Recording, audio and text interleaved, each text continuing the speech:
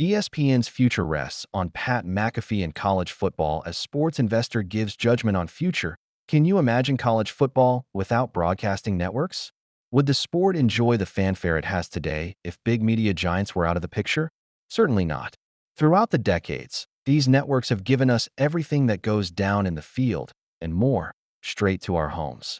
Among them is ESPN, the one-stop channel for all you can wonder about sports. However, with other equally colossal and much flashier networks in the arena, the humble sporting giant was headed on a downward trajectory. However, with its brand new strategy, there may be some hope for ESPN to get back to where it was. And college football plays an important role here that ESPN has to bite the bullet first. It has to safely move on from the cable business and make use of the digital space. Its latest direct-to-customer streaming service, also called ESPN Plus, will allow users to access a plethora of the network's content on one app. Set to release this fall ahead of the 2025 college football and NFL season, sports investor Joe Pompliano thinks it is a great way for ESPN to revive itself from its slump.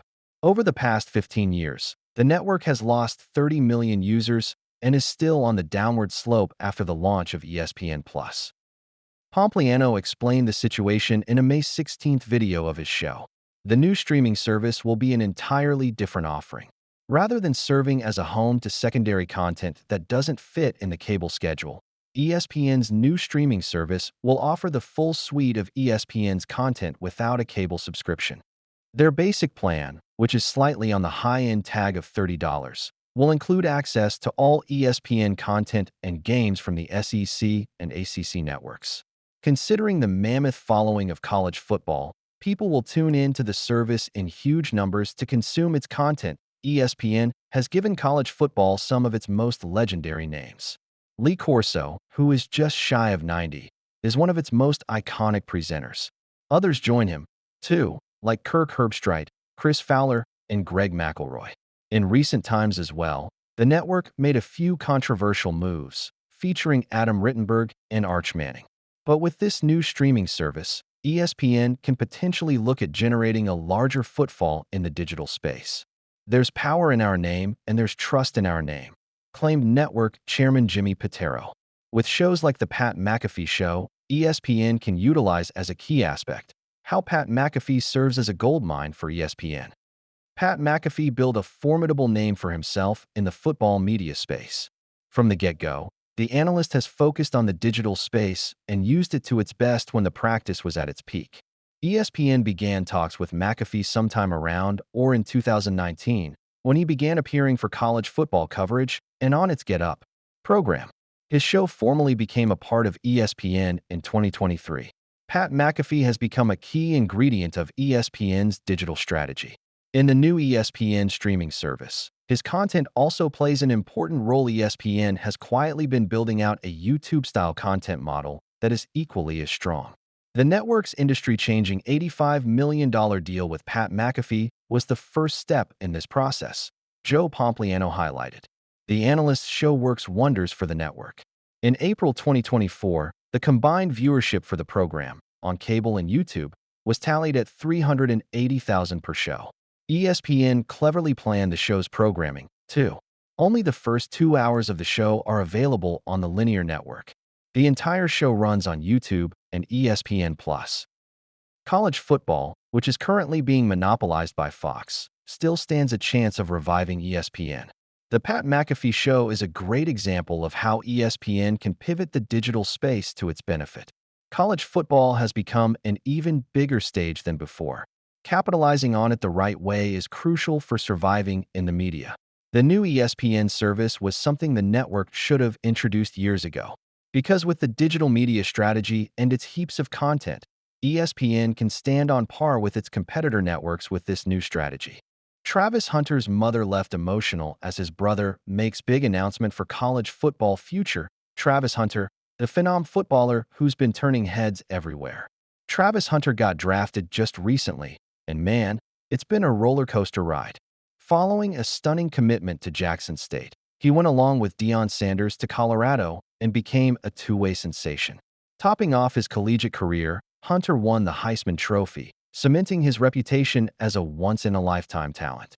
The Jacksonville Jaguars traded up and drafted Hunter with the second overall selection of the 2025 NFL Draft, seeing him as a game-changer in both offense and defense. While everyone's been excited about Travis and his explosive ascension, don't forget about his brother, Travis Hunter. These two are like a made dynamic duo, each forging their way but certainly possessing that same raw ability and football gene. Travis, a sophomore wide receiver at Effingham County High School in Springfield, Georgia, is already hinting at the same dynamic talent that made Travis a superstar.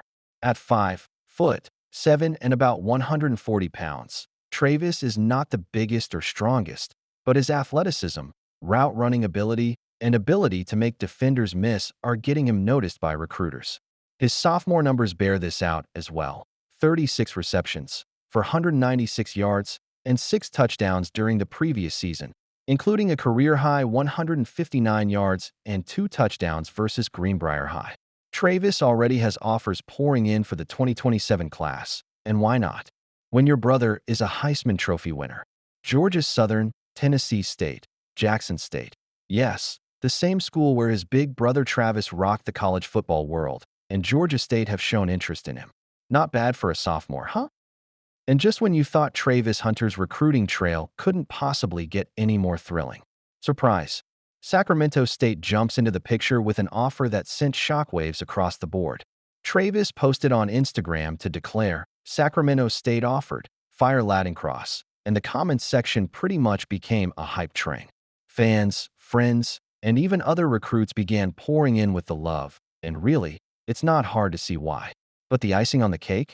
His mom, Ferrante Edmonds, couldn't be prouder, as she expressed beautifully in her heartfelt and uplifting post. "Let's go, son." Ferrante has been the spirit and soul behind the success of both Hunter brothers, always being the loudest cheerleader and posting their milestones on social media. When Travis was drafted, Ferrante shared every prayer, every skinned knee, and every midnight practice that resulted in this moment. Now, with Travis getting more offers, including Sacramento State, she's right there, cheering him on and reminding all of them just how much love and sacrifice go into raising not one, but two football standouts. For Ferrante, it's not about the offers or the headlines. It's about watching her boys pursue their dreams and knowing she helped lay the foundation. The Hunter family legacy? It's only coming on stronger, and Sacramento State is now a part of the narrative. Travis's big moments on the field. Travis Hunter is receiving offers from multiple programs, except the most anticipated one. And that's surprising. Colorado, the team where Travis became a legend under Deion Sanders, must not have received his spiel or seen that spring game. That is correct. No Buffs in the mix, at least not yet. That is strange, especially after the spring game. Effingham County High scrimmage was going to be business as usual, but Travis made it his highlight reel. 3 touchdowns, none of them easy, and all of them jaw-dropping. For a player who is still developing into his frame, he's 5'7", 140 pounds. Travis was phenomenal. The thrilling aspect is that Stanford graduate Connor Weddington was thrilled, highlighting Travis's laser-like concentration and ball handling on social media. It wasn't merely about piling up statistics. It was how he made it look simple, refined, and downright entertaining to observe. What's insane is that Travis continues to fly somewhat under the radar. He's number 59 among wide receivers for the 2027 class, and number 50 in Georgia overall, according to 247 Sports.